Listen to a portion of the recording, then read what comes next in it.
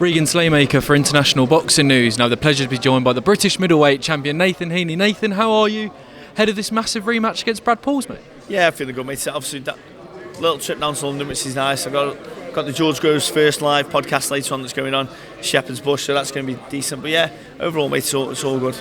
Nice. Well, I can't wait to listen to that because I'm a big fan of that podcast as well, mate. But let's talk about the fight. Rematch with Brad Pauls. I mean, you're no stranger to a rematch in your career, mate, but planning to go your way on July the 20th. Yeah, that's the thing. Like, listen, I've had a rematch before with Jack Flatley, who was also a former English champion. So I've been here before. I know what the score's all about with rematches. He knows what I'm about. I know what he's about. And it can add a little bit more to it for obviously the second fight. The first fight was good. But again, I just need to listen to what Steve tells me to do. Switch on and just do the job.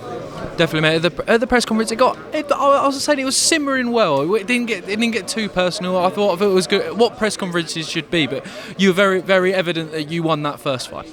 Yeah, it is what it is. Like the people ringside, like Hamza Shiraz and a few other fighters, Anthony Fowler, people that I respect, whose opinions I respect, and obviously the pundits as well, the commentators, Carl Franson, they all thought I won the fight. So, but regardless of what they thought, I thought I won the fight.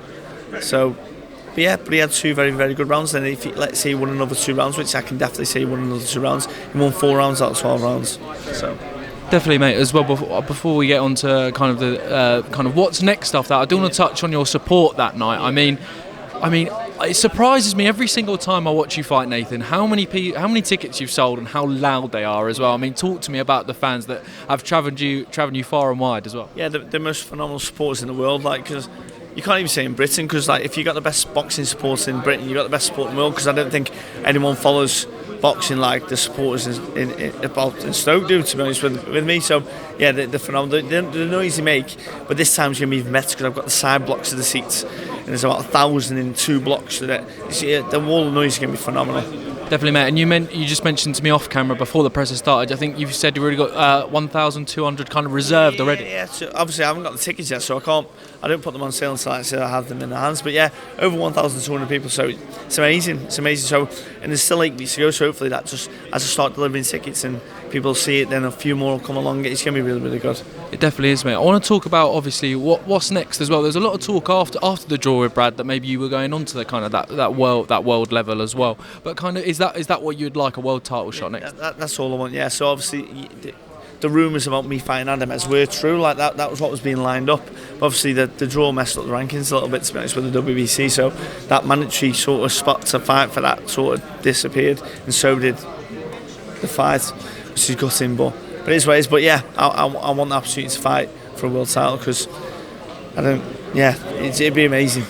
Definitely, mate. And where kind of you've had those talks for, would Adams be the kind of the likely opponent?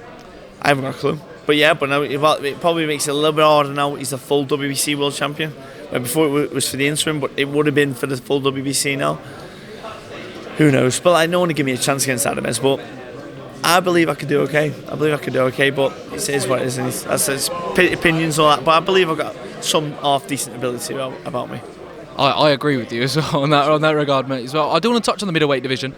I mean, you've got Janabek, Carlos Adames and Lara, I mean, as the champions as well. As much as the middleweight division isn't as strong kind of globally as it once was, the Golovkins are gone, there's still 3 very, very strong champions up there. Well, yeah, that's probably the most frustrating thing because they might not be that as well known, but they're just as dangerous. Golovkin is one of the best ever, but they're very, very dangerous fighters. And so, like Janabek's, he's like no one. It's like the risk reward with him, but now he's got 2 world titles, so that's where the reward is to fight him. But yeah, it's a very tough division. Definitely, mate, as well. My final one, Nathan, thank you for giving me your time today, mate. We ask everyone who comes on the channel this. When all's said and done, what does boxing mean to you?